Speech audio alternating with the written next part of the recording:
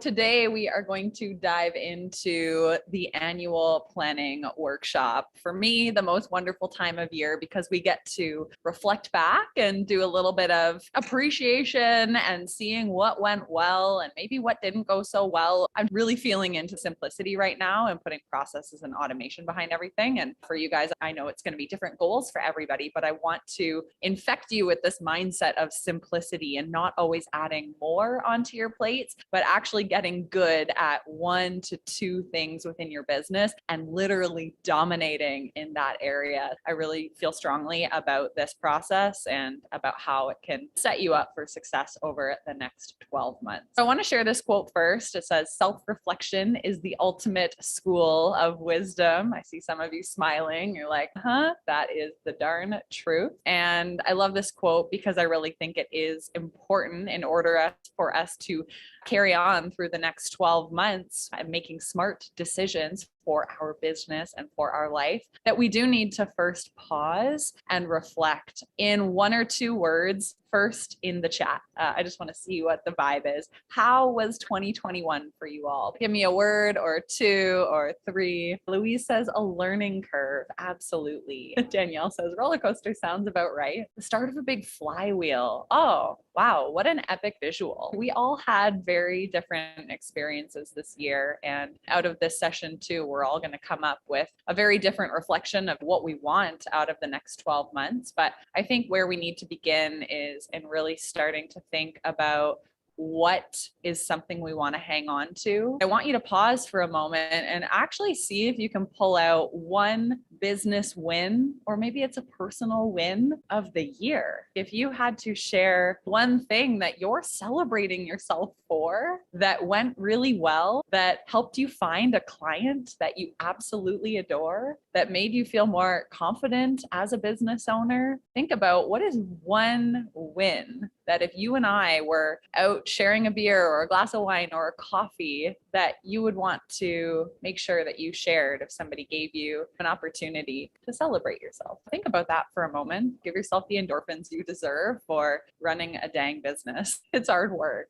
I also want you to take a second to think about maybe 1 thing that's not working right now, 1 thing that needs to be eliminated that's been going on far too long. Maybe that's something you've been spending a lot of time on that's not producing results. Maybe that's hanging out in a community that's starting to feel, maybe that's trying to get your Facebook group to take off and it's just not worth the energy anymore. Maybe it's a program that you're thinking about that, I don't know, it just seems to have hit a wall and it's time to cut the cord on it. Reflect on that just briefly before we get into our annual planning for the next year. Is there anything that maybe needs to go? And this is the couple minutes of your life that you're going to make the decision that that's not working right now. As soon as you cut that cord, it makes room for something else, right? I'm really excited to share this very simple template with you. So you can either draw it with pen and paper, or you can, I don't know, open up a document, whatever's easiest for you to move through this. So what we're going to be going through is 1, creating the big goal. And guys, you can do this any time of year. Logically, January is the start of a new calendar year. It's the start of, fresh energy. And for a lot of you, it's kind of this clean slate of like, all right, in January, I'm going to start my marketing. I'm going to start launching this program. So in the big goal, and you don't have to fill it out yet, but the big goal is going to be, if you could fast forward 12 months, what is like that outcome statement, that big thing that you would like to have accomplished? Like, I want to be the go-to birth doula in Toronto. That's a really big goal. Like, anyone who needs a birth doula in Toronto, you want to be that person, like that's possible for you. So if that's your big goal, that's what would go under that box there. So 1 thing is what you're going to think of for this big goal. Then we're going to go through the outcomes you are looking to accomplish that fall perfectly under that big goal. So 3 things that are going to help you to actually bring that big goal into reality. So this could be, I need the outcome that each of my current clients refers me 2 new clients. That's an outcome that's going to help you to become, the most recognized birth doula in Toronto. An outcome might be that you want to be the top search result for anyone Googling birth doula Toronto. That would be an outcome. Maybe you want to have 100 5-star reviews as a birth doula. So these are outcomes. And then what we're going to do is write what actually needs to happen. Like, what is your homework in order to bring any of those outcomes into reality? So it'd be like, okay, if I need to get referrals, then the output needs to be, I need to have a referral strategy. I need to send out weekly emails that say, do you know someone who's pregnant? So this is what we're going to go through. So let's start with your big goal. I'm going to give you a minute or two here to really think forward. And you don't have to blast ahead 10 years, but what is your big goal? Maybe it's a money goal. I want to make $50,000 inside of my sales academy course. Maybe it is a number of clients. I want to work with 20 clients by the end. Or I want to help 20 dads. Maybe you have an awareness goal. I want to be the go-to media personality for all things keto diet. Tons of different ways to position this based on whether it's the income, the number of people you want to help. So no wrong answer here. Big goal. If you've gone through module 1 of the visionary method on Teachable, there's a training called the Summit Vision. And I think some of you have been on that with us. So this might be similar to your Summit Vision, like that high goal that you're like, it almost seems too far away, but like it's there. So in this case, we're just looking ahead 12 months, whatever you think. Okay, so now we want to break it into, let's say, 3 outcomes. So knowing what your big goal is, what are 3 things that need to happen, like 3 outcome-based goals that would help you to accomplish the big goal? So for example, if you want to generate $50,000 from your course, that's your big goal. The outcome might be that you need to have 5 $10,000 launches, right? That would get you there. You need to increase your audience so that you have enough people to so maybe it's audience growth and followers on Instagram. That could be an outcome. Maybe your outcome is just to get your actual course completed. Maybe you don't have it ready to go yet. So the outcome is to beta test your new program with 5 people. If awareness is your goal, maybe it's to build a newsletter list where you have, 100 loyal subscribers who read your email every single day. I'll give you a minute or so to write out those big outcomes. The interesting thing is too, then if you guys are reaching back out to me in January or February or March, and you're like, I just feel stuck, Kels, like what's going on here? I'm going to ask you to see this chart just so that I can see, okay, what are the main outcomes we are reaching for here? What one is most going to advance you towards that big goal? And which outputs have you actually done? And if none of them have been done, I'll be like, okay, let's focus on the initial outputs first and see if that's working. So this chart will help us in future conversations because it helps me understand where are you going over the next 12 months. Okay. And then I want you to take a moment to write in some of the inputs. So this might require you to actually bullet point it out. So for example, like this is what it might look like. You've got the big goal, you've got your outcome, which is that bigger goal that fits under the main goal, the outcome, the milestone. The outputs are the little things that you need to put in like checklist form that are going to help you achieve the outcome. So output is something you're going to need to do or somebody else is going to need to help you with to achieve the outcome. So if I want to increase my IG following from 1,000 to 3,000, because that's going to help me sell more of my course, then number 1, I need to build out an Instagram strategy. When am I posting? What hashtags am I using, etc. I might need to test 3 new content themes. Maybe I need to start talking about nutrition in relation to women's health only. So that's something new I'll test out. Or like, what is it that you need to output in order to get that following to increase? Maybe you commit to posting 5 times weekly and scheduling a monthly strategy and review session with yourself. If you want to increase, you're going to have to sit down every month and say, what's working, what's not. Outputs are kind of like those mini bullet points here. You might even decide to do this exercise like 2 or 3 times. So say you really want to start a podcast and you also want to grow your course and grow your email list, you might actually do some sub templates off of this. The big goal still remains the same, but you might create a secondary chart where the big goal is to launch your podcast or become a top 100 podcast.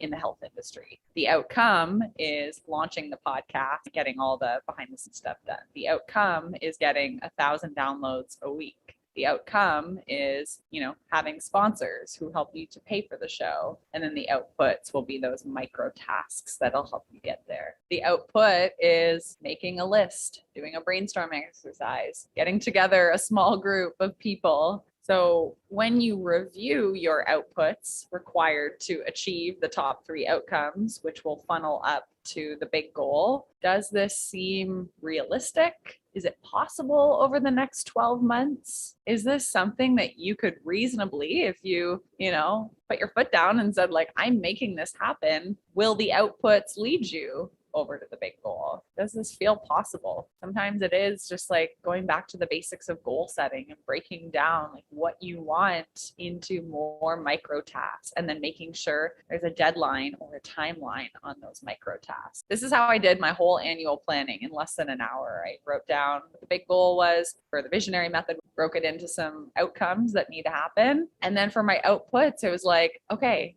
only the things listed in the outputs are what I need to hold on to. Anything that's not leading into the outcome I'm looking for, it can be eliminated, right? Because it's not serving the greater vision behind what I'm creating. So I think one thing that's important to note too, and this is not my own analogy, but you have to beware of things. It's called the watermelon effect, essentially, where you're doing all of the outputs and things you think it should be like green light, go, everything's working. Because you're like, look, I accomplished every output in that column and I should have achieved the outcome. And you're getting the green light because you're doing all the outputs. But when you really look into it, you may see that there's actually red behind all of your outputs. Go into the watermelon, it's that red and it's not working. You're hitting that stop sign because sometimes you have chosen the wrong outputs to actually get you to the outcome. So there does require some tweaking and finessing. Maybe the outputs you thought were going to get you to the outcomes don't actually end up being what you needed. So every few months or so, you do have to check in, like, have I inched forward here? Do I need to switch up the outputs and make sure that the watermelon effect isn't happening? Like when you look too deep into it, you're just coming up against a brick wall. I would say one of the best things for all of you to introduce, if you're not doing it already, is monthly reporting. We have a template for you and you're writing in things like email subscribers. And at the end of January, you are going in saying, how many email subscribers do I have? And you're writing it there. And then when you go in for February, you have to write it again. And you can input a formula that shows you how much growth you've had. And if there's zero growth, you know that what you did that month is not working. And when I did social media consulting for clients, they expected growth. If I was going to say I posted 20 times on Instagram for you, there better have been a 2 or 3 or 5% growth that I could prove to them. And if I didn't, come the 25th of January, I was like, oh my God, like I got to get serious here. So I would start engaging with tons of people. I would do a giveaway. I would do something. And it was my job to make sure that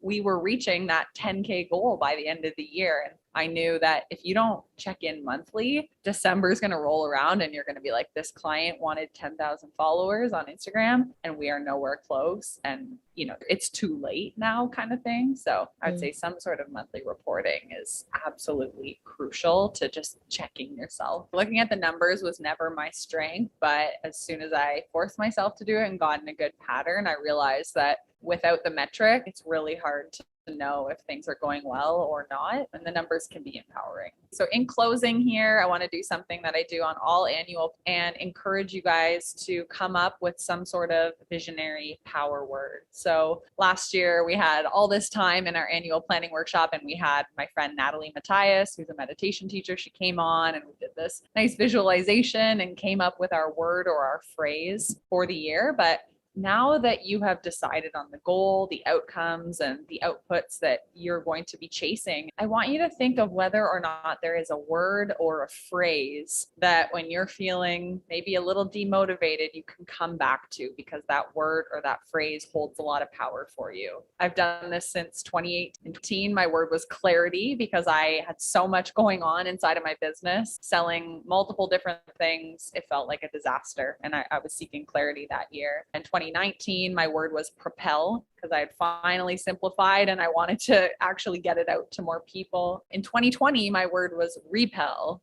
I wanted to become more of who I was and not hide my personality. So I wanted to start repelling people who were not a fit for the visionary brand, or who just maybe, like didn't agree with the message, right? That's okay. And then last year I chose a phrase. It was, "You already know visionary." And I got it made into a poster. So I want you to think about what that word could be for you, that you're going to come back to anytime you feel maybe uninspired, stuck, stagnant. Resilience, peace, thrive. Never save a good idea. Oh my God, I love that so much. That is totally like a Big Magic. If you've read Sandra Elizabeth Gilbert, Big Magic, if you try to save it, somebody else is going to be gifted that idea and then it's gone, not yours anymore. Your word is action. Cool. Devotional or devoted. That's awesome. Anyone else have words they want to share? What is going to guide you through when the clouds come in, when you get that message on Instagram that I don't like your business, you're a fraud, what you say on your blog is stupid? What word will you come back to? And what I want to land on too, once you've decided on your word, keep that near and dear, write it on a poster, write it on a card for yourself. The last thing is, don't forget to pay yourself this year. Feel free to write yourself that check.